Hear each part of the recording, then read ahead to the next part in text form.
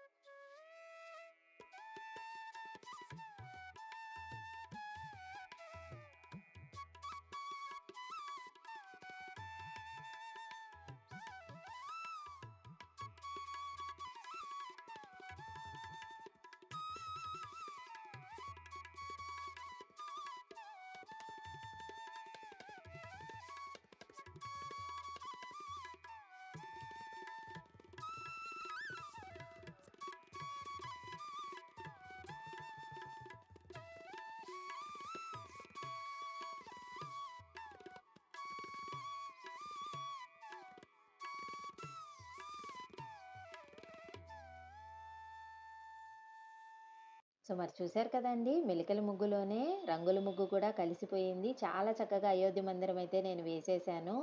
So మరి మెలికల ముగ్గు అంటే జస్ట్ మనము తెల్ల ముగ్గుతోనే వేయడం కాదండి. రంగుల ముగ్గుతో కూడా వేసుకోవచ్చు. ఈ విధంగా డిజైన్‌లు వేసి, ఆ డిజైన్‌లో మనం కలర్ వేసామంటే మెలికల ముగ్గు రంగుల ముగ్గుగా కూడా మారుతుంది. కాబట్టి మనము వెరైటీగా మెలికల ముగ్గుని మనం చాలా చక్కగా డిజైనర్ ముగ్గులాగా చేసుకోవచ్చండి. సో మరి ఈసారి అయితే అండి నేను ఈ విధంగా ట్రై చేశాను.